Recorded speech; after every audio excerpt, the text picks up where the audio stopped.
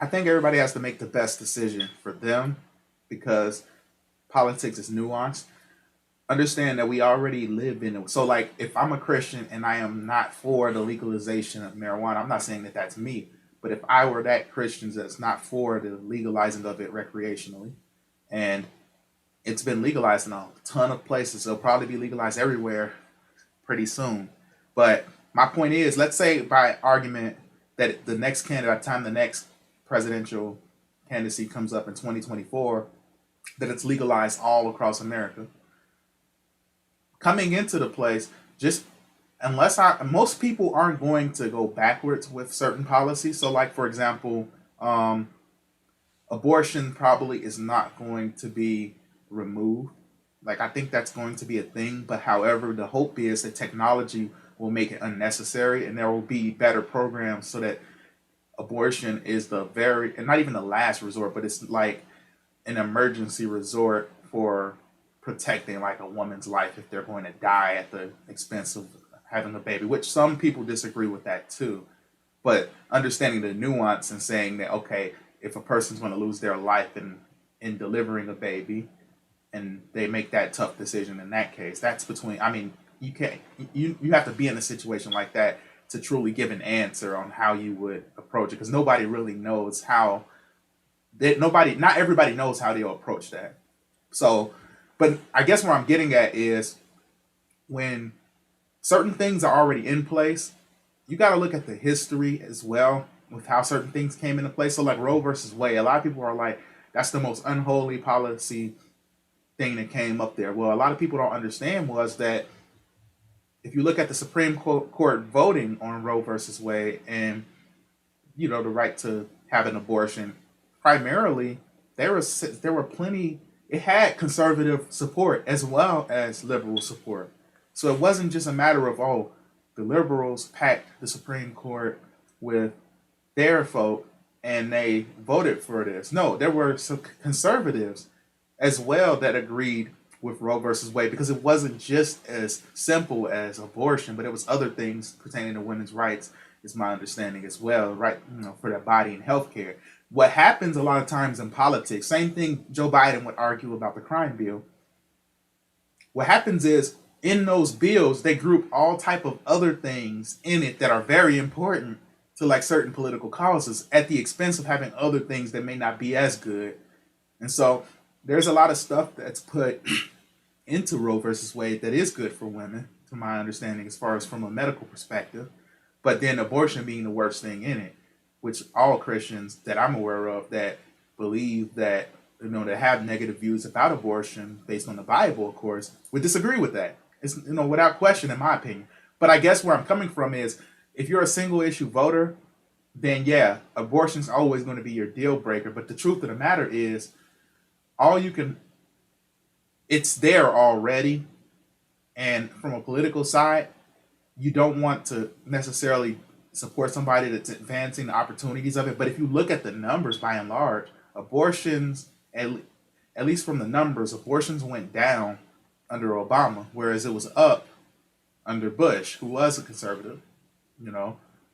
And so you look at the numbers, you can argue that a lot of people are taking, at least on the liberal side, are taking the approach of like, no, we're not trying to make abortion happen more and more, but we're trying to make the means to where it's unnecessary. So there's a lot more people are saying we want people to have the choice to do it, but we really, in the ideal world, want to make it unnecessary for women to have to do it. And if conservatives, I think conservatives have a similar opinion where it's like we don't want people to have abortions. Well, make it unnecessary for people to even have that as an option because there's going to be so much incentive for you to start up a family.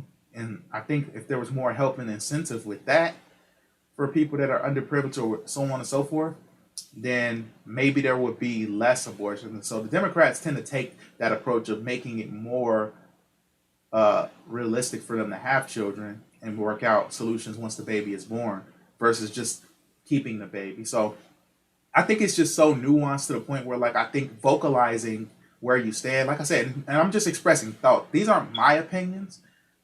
because I don't have a political affiliation, or I'm not Democrat or Republican, liberal or conservative. I don't identify by any of those. I'm probably more an independent myself.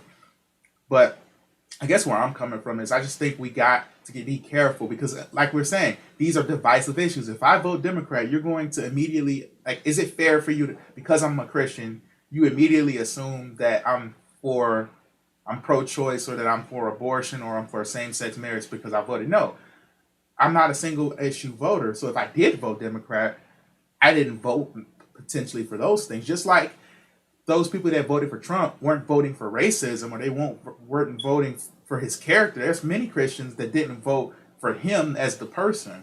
And we can understand, if we can understand that, then you can also understand why a person would vote for Democrat, because they may care about social justice, or they may like the approach that the candidate is taking in their policies for that. I don't personally like what I've read from Joe Biden. I don't think it's the greatest, but what I'm saying is there are people that will see that and say, hey, we're going to be closer to social justice under this regime than we would be under Trump. And then some people want their tuition cut in half by what Biden is talking about too. So like, you may only vote Democrat just for that. Some people were going to vote just for the $1,000 that Andrew Yang was going to give monthly for the UBI. Some people have a single thing that a person has that they vote for. So I say all of that just, long-winded enough. But point is, people have different reasons for voting. It's no salvation implications necessarily by it. However, some of the things can be a matter of the heart that can be a concern. It's an interesting topic because you brought up some great points. It's already in place, some of these things. And, when you do look at the numbers, it makes you think like, interesting.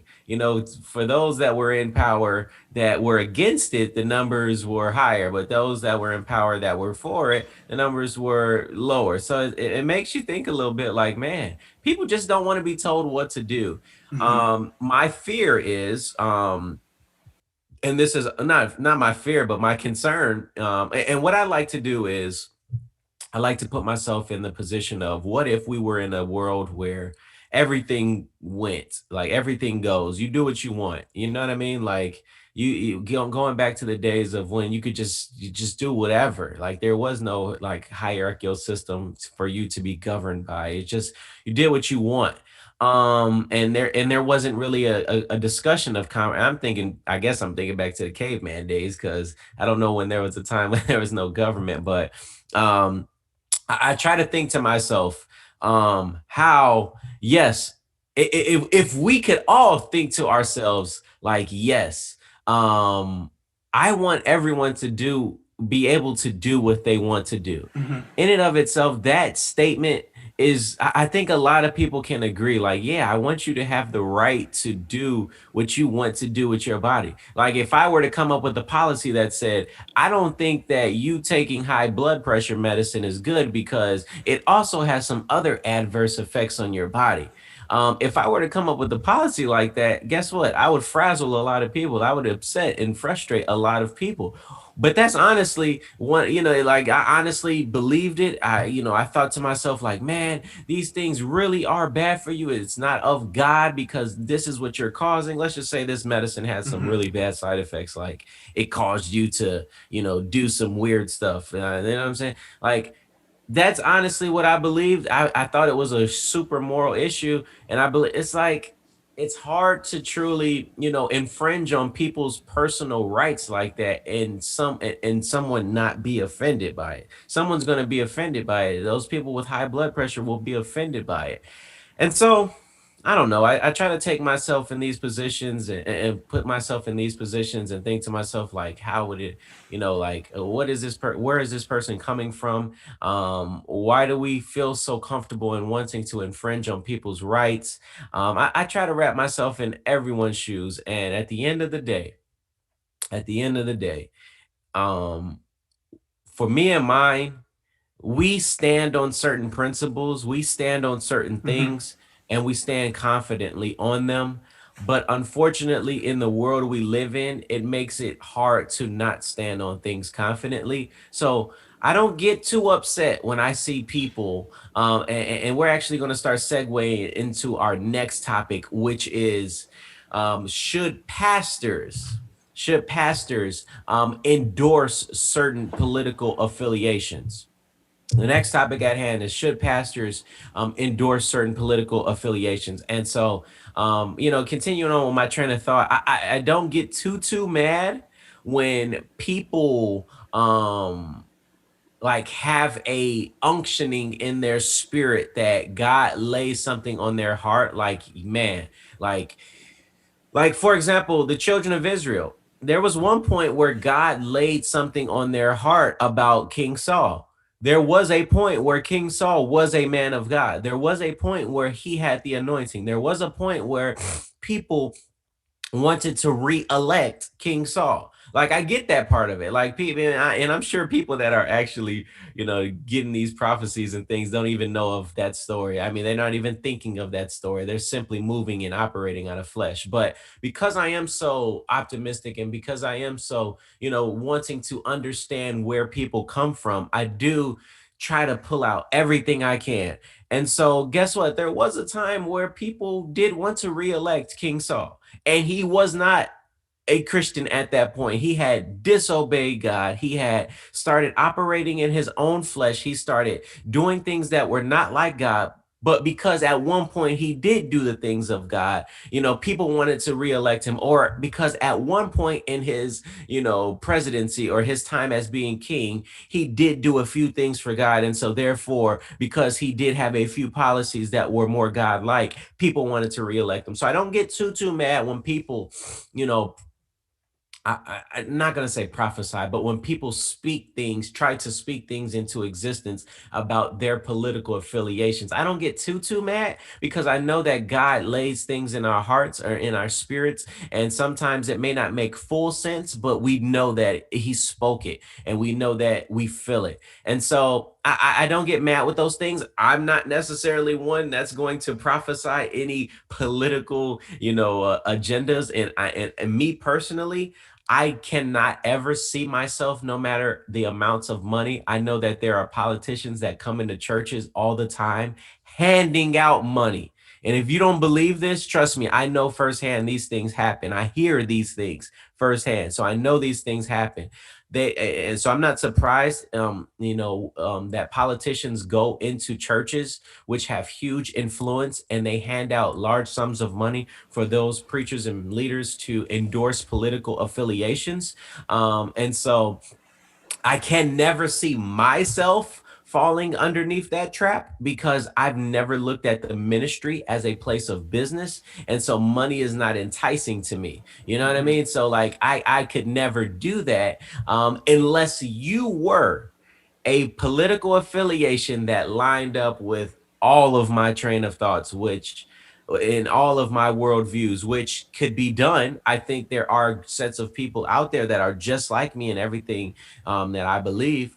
Mostly, the majority of things that I believe, not everything, but a Mhm. large part of it. And so unless you were that person, and not the two main parties that we see today, unless you were that kind of political affiliation that was super independent, had the same ideas as me, which, if we're being honest, the only person that has come close to that was Andrew Yang.